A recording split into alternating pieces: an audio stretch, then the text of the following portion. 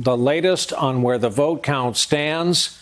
Steve Kornacki, blessedly after all these hours, still at the big board for us. Steve, we appreciate you staying up with us. I know it's a lot to ask because we normally ask you to dive into the minutia, but for people just joining us shortly after 11 o'clock Eastern time, where does this thing stand right now? Sure. Let's take the big picture look. Joe Biden is sitting right now at 253 electoral votes. Donald Trump at 214. Of course, the target here, 270. Biden is 17 away from that goal right now, and he's leading in some states that could get him there. So right now he is leading in the vote count. I can show you in Arizona. Now we've got probably about 2 hours from now, we expect to get a big batch of votes in Arizona that's going to help us understand that picture there a little bit more. But Biden leading in Arizona, trying to hold off the president. Donald Trump, in the last update we got from Arizona, got closer. Let's see if Trump can close that gap further.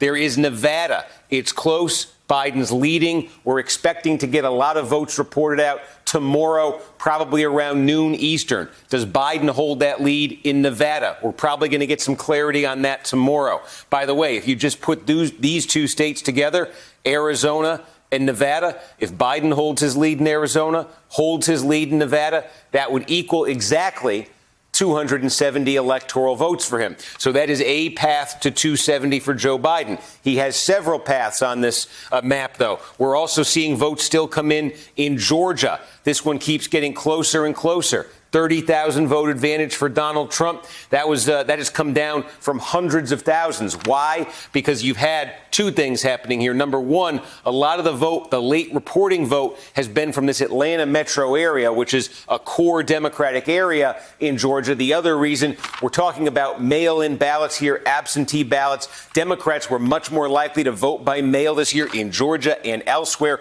Republicans were much more likely to vote on Election Day in Georgia and elsewhere. The Election Day votes were tallied first in most cases. It's the mail-in ballots that are coming in right now, and Biden continues to chip away at the president's lead in Georgia. We will see if he can overtake him there. Worth 16 electoral votes if Biden is able to do that. There is North Carolina. We are waiting on, there's a Trump lead of 76,000 votes here.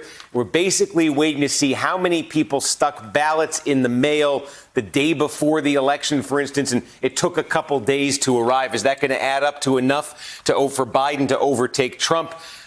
Reason to be skeptical of that, but let's see. That's why we wait in North Carolina. And then we come to Pennsylvania, and that is a state like Georgia where Joe Biden is trying to play catch up, and the gap, I'm just seeing it right now, the gap keeps coming down. Trump's advantage here, about 168,000 votes in Pennsylvania. And again, mail-in ballots, Democratic areas, that just chipping away Joe Biden is in Pennsylvania. So you see, all sorts of paths when you look at the states that are going on right now, potential paths for Joe Biden to get those 17 further electoral votes that he needs for the president. He needs to hang on, he needs to come back and win Arizona. He needs to hang on in Georgia. He needs to hang on in North Carolina, win Pennsylvania, and get Alaska, where he's ahead, is just not called yet. So a very, very precise and narrow set of things would have to happen for Donald Trump right now to get to 270.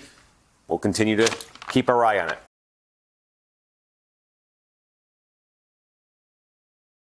Hey there, I'm Chris Hayes from MSNBC. Thanks for watching MSNBC on YouTube. If you want to keep up to date with the videos we're putting out, you can click subscribe just below me or click over on this list to see lots of other great videos.